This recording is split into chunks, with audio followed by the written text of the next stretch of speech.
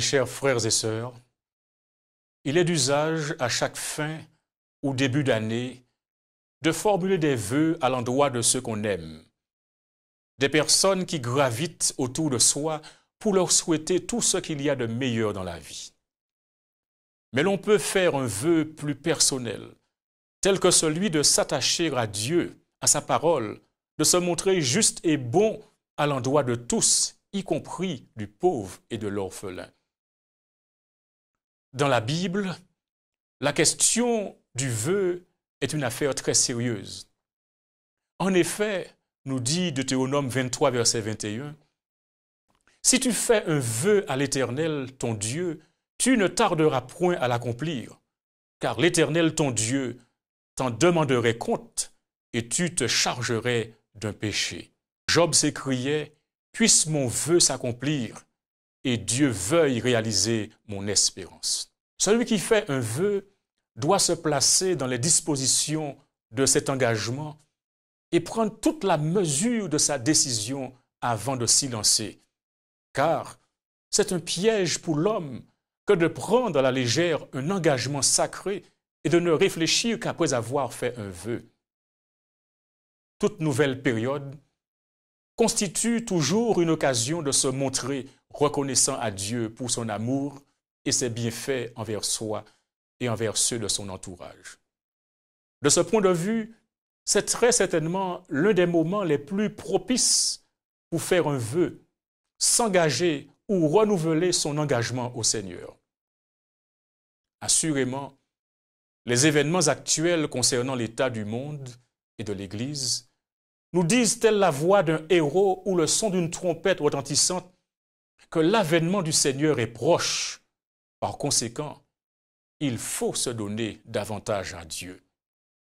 Oui, en pareil temps, il convient plus que jamais de redoubler d'ardeur et de vigilance dans l'étude de la Bible afin que nous ne soyons pas des enfants flottants et emportés à tout vent de doctrine par la tromperie des hommes, par leur ruse dans les moyens de séduction.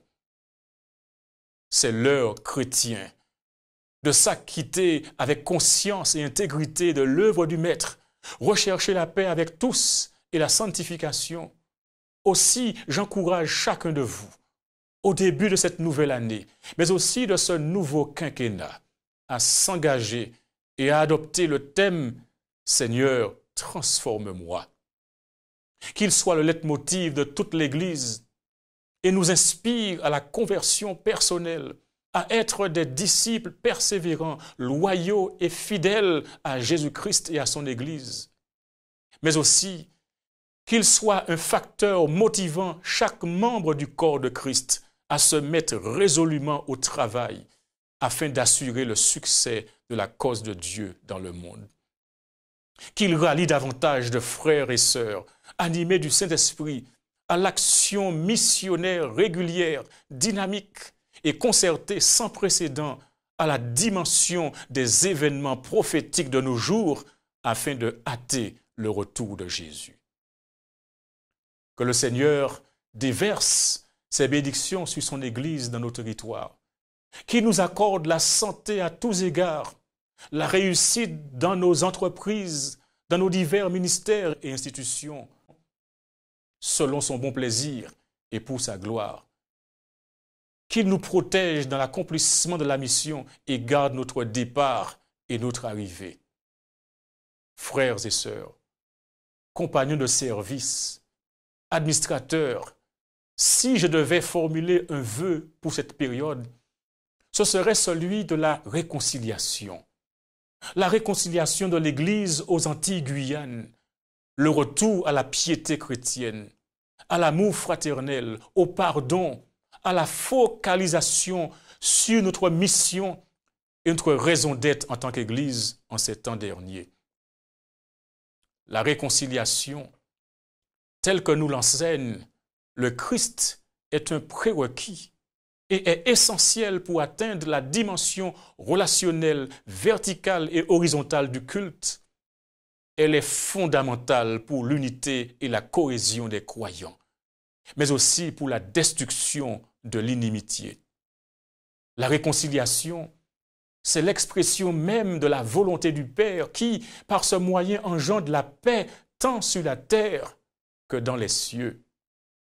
Bien-aimés, empruntant les mots de saint Paul, le vœu de mon cœur et ma prière à Dieu pour vous, c'est que vous soyez sauvés. Quel que fût notre passé, et quel que soit notre état aujourd'hui, les séquelles que nous portons dans notre chair et notre âme, il est absolument possible, par la grâce de Dieu, de prendre un nouveau départ, d'aller dans une autre direction et, armés de résilience, transcender ces choses qui nous ont trop longtemps cloués au sol, divisés, et redevenir conquérants en s'appuyant sur le Dieu Tout-Puissant. Quelles que soient les circonstances de la vie, les péripéties et les tribulations qu'engendre l'existence humaine, puissions-nous toujours continuer de regarder à Jésus, le chef et le consommateur de la foi, qu'au sein de l'Union des Antilles et Guyane françaises, des Adventistes du 7e jour, qu'un vent de réveil et de réforme souffle parmi nous et que nous marchions d'une manière digne de la vocation qui nous a été adressée, en toute humilité et douceur, avec patience, nous supportant les uns les autres avec charité, nous efforçant de conserver l'unité de l'esprit par le lien de la paix. Pasteurs et laïcs, dirigeants d'églises, dirigeants des fédérations, missions, responsables de départements et d'institutions, amis, frères et sœurs, que Dieu vous bénisse et qu'il vous garde en cette nouvelle année. Bon courage, faisons confiance à Jésus-Christ et à sa parole et soyons prêts pour son retour.